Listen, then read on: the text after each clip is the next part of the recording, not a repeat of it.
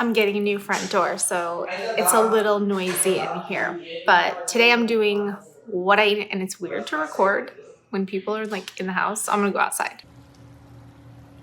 Yes, it's very exciting. We're getting a new front door. It took us a year to get this door. We ordered it a year ago. It's crazy. What I eat in a day today, I do OMAD, 1 meal a day, which means this is my only meal. How am I gonna survive?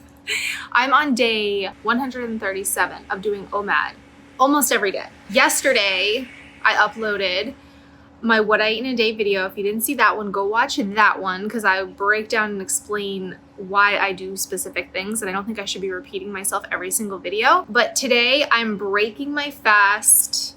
I believe I am about 22 hours fasted. Usually with OMAD, I go between 22 to 24 to 25 sometimes hours fasted in the day. It just depends on how late I start my fasted window the night before. So I made oatmeal to start me off. Oatmeal is great because it's full of fiber. This is the thing. I have done OMAD, keto, and I've done it with carbs. And it's so much easier to fast when you get the carbs that your body needs.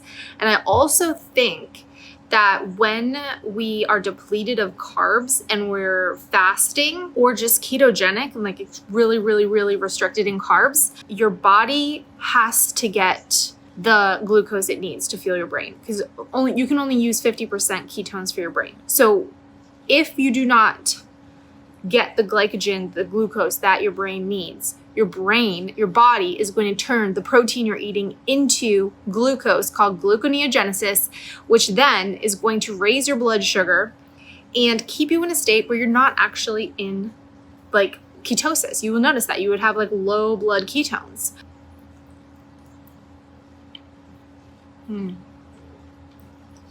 I love oatmeal. And it's one of my personal body superfoods from my microbiome test. Well, it was a superfood, and then I got retested. Now it's on my enjoy list.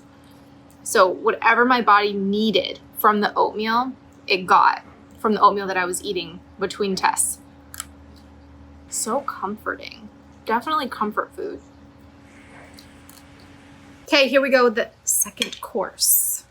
I've got a ton of chicken. I used a different type of chicken tender than I used yesterday.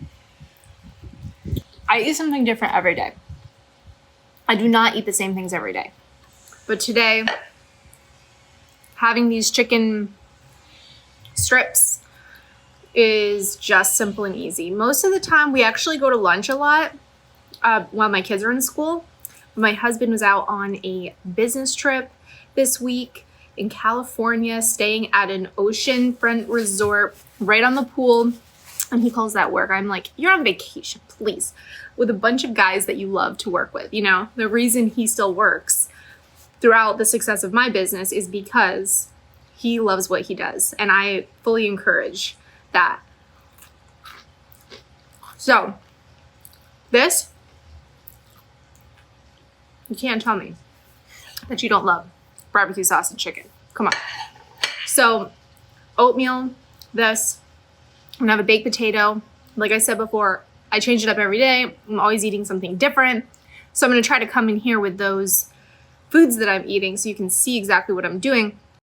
Okay, so my next course is done. I'm doing a baked potato, which is so good. And back to what I was saying before about being keto and restricting carbs and your body making glucose out of the protein that you eat. So what was happening to me is my body wasn't using the protein that I was consuming for the right reasons, and it was kicking me out of ketosis. So I decided to abandon keto completely and just eat more of a balanced lifestyle. So I have complete food flexibility. So I'm not overly restrictive on the types of foods that I'm eating, but I am mindful to make sure I'm getting enough fiber for my microbiome and following that food list. So then I had a banana after this baked potato, and so good.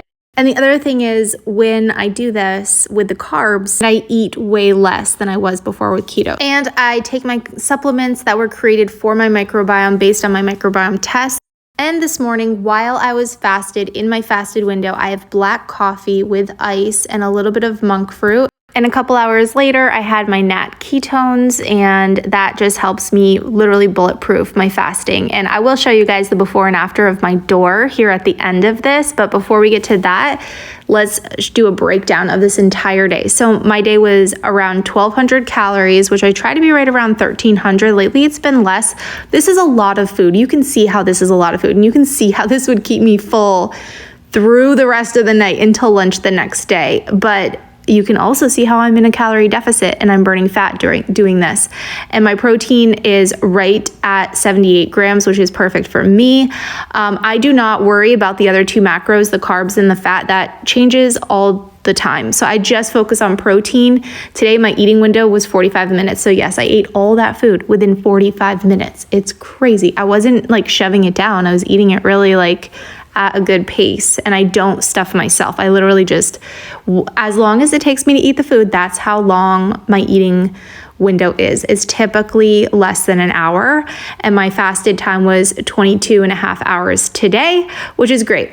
You can see I track this in an app called the Life app. That's where I track my fasting hours, and then I track the food that I'm eating. I add them in just to kind of get a ballpark. I don't have to track calories anymore, but I do it just for documentation purposes, specifically for this video, and to kind of see where I'm at as far as my protein goes.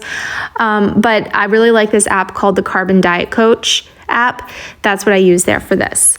So here's my door before. This is after we painted the house. We did some renovations, and here it is after. Oh my gosh, I have wanted a double door with windows for so long, and I finally have it. So I'm thinking about painting this door. I'm wondering what you think the best color would be to paint. And here it is from the inside. They still have to come back to finish the molding here, but I think it opens up the view so much. Now I can actually see the fountain across the street, whereas before it was so dark. And I'm curious what you think for the color of the door. If I should go with like the wood tone, like you can see on those chairs I have there, that like pale wood tone, or if I should paint them the same color as the shutters, or if I should do something else. I'm so curious. Put that in the comments below.